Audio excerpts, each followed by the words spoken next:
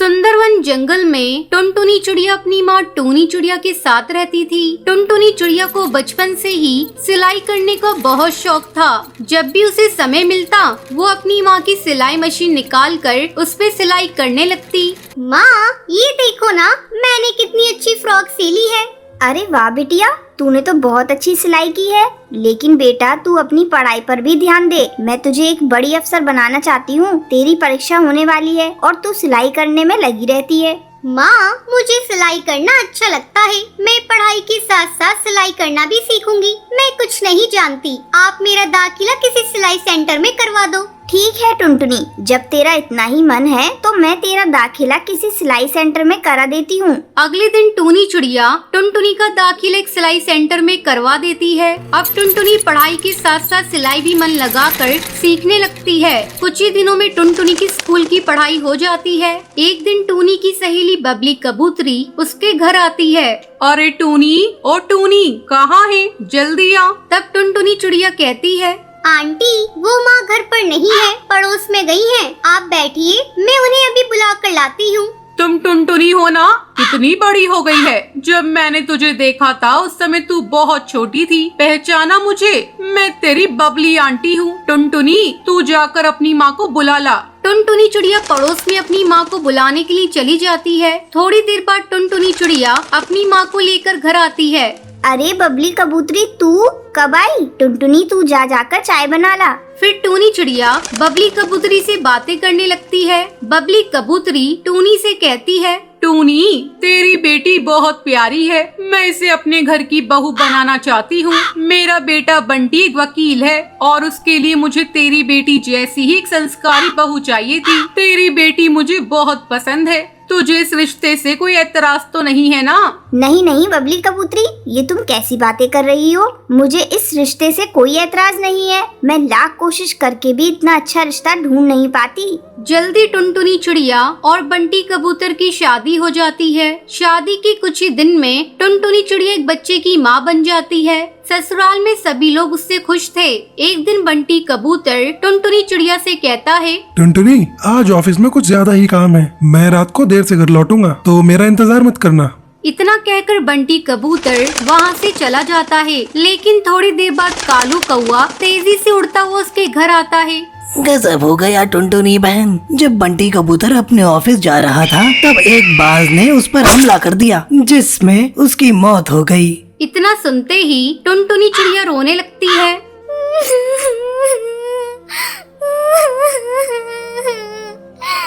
माँ जी ये सब क्या हो गया? माँ जी बंटी कबूतर के बिना भी ये घर कैसे चलेगा? टुनटुनी तू हिम्मत मत हार बेटा। ऊपर वाले की मर्जी के आगे किसी की नहीं चलती। इस तरह कुछ दिन गुजर जाते हैं। टुनटुनी चिड़िया अपना दुख भुलाकर सिलाई का काम करना शुरू कर देती है। आस पड़ोस के पक्षी उसके पास अपने कपड़े सिलवाने के लिए आने लगते हैं। एक दिन हरी काकी उससे कहती है, टुनटुनी तू तो इतनी अच्छी दर्जी है, इसके बारे में तो मुझे पता ही नहीं था। कम पैसों में बहुत अच्छे कपड़े सिल देती है। तू ऐसा कर, अपना एक बुटीक खोल ले। हाँ काकी, आपका सुझाव बहुत अच्छा है। मैं जल्दी ही अपना बुटीक खोलूंगी, लेकिन इसके लिए पहले मैं माँ जी से इजाजत लूंगी।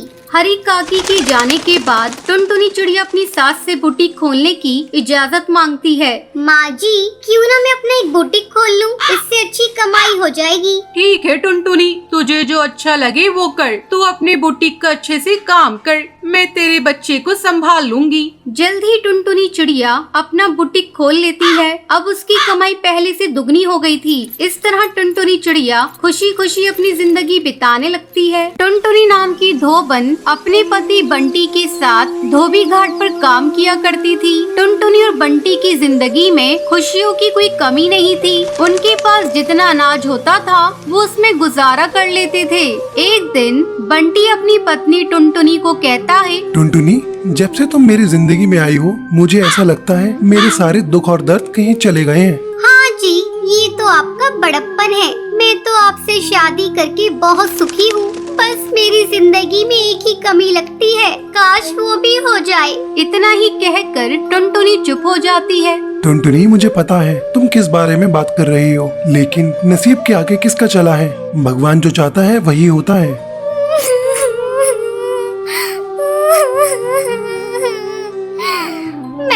कभी किसी का बुरा नहीं किया, फिर क्यों भगवान ने मुझे बांझ बना दिया? क्यों मेरे पास कोई भी संतान नहीं है? मैं हमेशा से ही दूसरे के बच्चों को खिलाकर अपना दिल बहला लेती हूँ, लेकिन मेरा भी मन करता है मेरी खुद की संतान हो जो मुझे माँ कहकर बुलाए। टुनटुनी, तुम परेशान क्यों होती हो? कोई नहीं, भगवान ने चाहा तो हमारे पास भी संतान होगी। चलो अब अपना काम करते हैं। कुछ कपड़े धुलने के लिए पड़े हैं, उन कपड़ों को धो लेते हैं। हाँ जी, आप सही कह रहे हैं। चलिए, काम तो करना ही है। टुनटुनी जाकर कपड़ों का गट्ठा खोलती है और उसे देखकर रोने लगती है।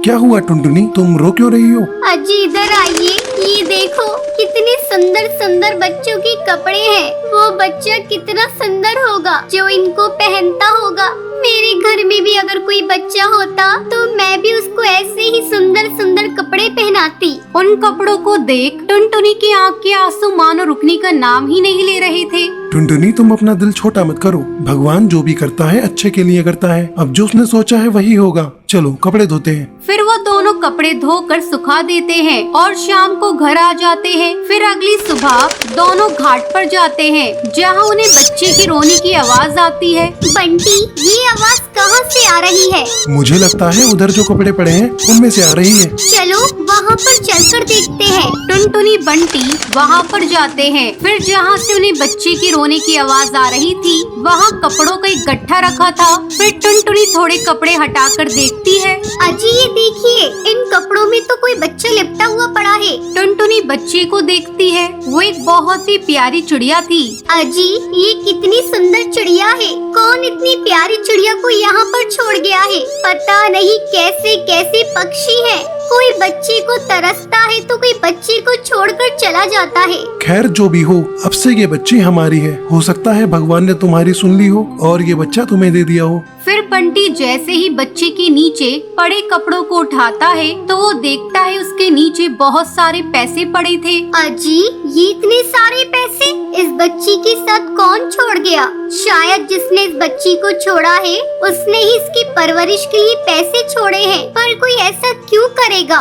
मेरी तो समझ में नहीं आ रहा है कि कोई ऐसा क्यों करेगा। लेकिन कोई ऐसा करके गया है। चलो ये पैसे इस बच्ची के लिए ही है, तो बच्ची के काम ही आने चाहिए। टुनटुनी और बंटी बच्ची को घर ले जाते हैं और बच्ची को अच्छे अच्छे खिलौने लाकर देते हैं और बहुत अच्छा खाना भी खिलाते हैं। बच्ची भी अब धीरे धीरे बड़ी होने लगती है। एक दिन टुनटुनी बंटी से बोलती है, अजी अब हमारी बच्ची बड़ी होने लगी है, हमें इसको अच्छे से स्कूल में पढ़ाना चाहिए क्योंकि ये बहुत ही चतुर है और कितनी सुंदर लगने लगी है। टुनटुनी, चाहता तो मैं भी यही हूँ, इसको अच्छे से अच्छे स्कूल में पढ़ाना। लेकिन तुझे तो पता ही है हमारी इतनी कमाई नहीं होती कि अपनी बेटी को अच्छे से स्कूल में पढ़ने के लिए भेज दें। लेकिन कुछ भी हो, मैं अपनी गुड़िया को उस स्कूल में जरूर पढ़ने भेजूंगा और एक अच्छी चिड़िया बनाऊंगा। बंटी ये सोचकर अपने धोबी घाट की तरफ चलता है तो वो देखता है उसके धोने वाले कपड़ों के बीच में कुछ पैसों की गड्डी पड़ी थी।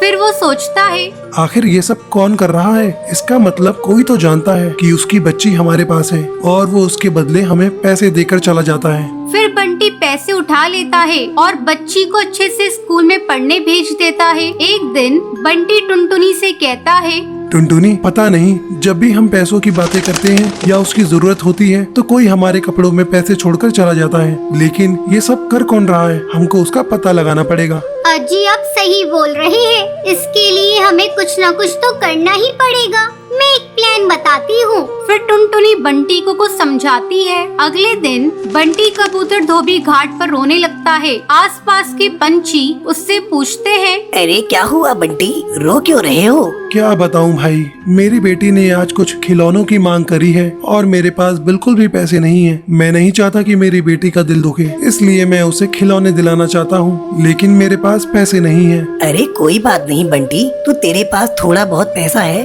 उसी से अपनी बेटी को खिलौने दिला दे। वो छोटी है, ऐसे ही खुश हो जाएगी। इतना कहकर सब पंछी वहाँ से चले जाते हैं। फिर रात होने पर टुनटुनी और बंटी देखते हैं एक पक्षी उनके कपड़ों के पास कुछ रखकर जा रहा है। टुनटुनी और बंटी उसे पकड़ लेते हैं। अरे भाई भाई, अरे तुम कौन हो और क्यों हमें हमेशा ऐसे ही पैसे देकर चले जाते हो? अगर तुमको बच्चा पालना ही था तो तुम खुद क्यों नहीं पाल लेते? ये सुनकर कालू कौवा रोने लगता है और रोते रोते बोलता है, मैं और मेरी पत्नी बहुत अच्छे से रहते थे।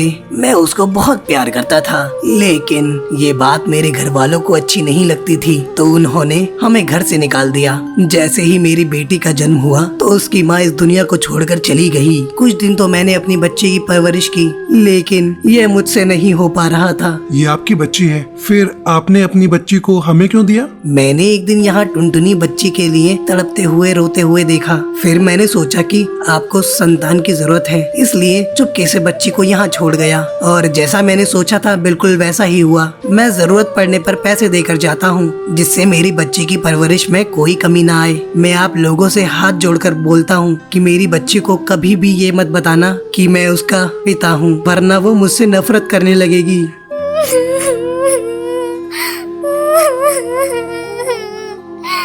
ठीक है भाई साहब, पर मैं आपसे ये कहना चाहती हूँ, आपने एक बांझ की सोनी गोद को भर दिया है, तो इस पर जितना हक हमारा है उतना आपका भी है, और आप कभी भी इससे मिलने आ सकते हैं। फिर कालू कौवा और बंटी इस बात से सहमत हो जाते हैं और अगले दिन बच्ची के पिता को अपने घर पर दावत के लिए बुलाते हैं। और फिर ऐसे ही टुनटुनी, बंटी और उनकी बच्ची और साथ ही साथ बच्ची का पिता सब मिलकर खुशी खुशी रहने लगते हैं।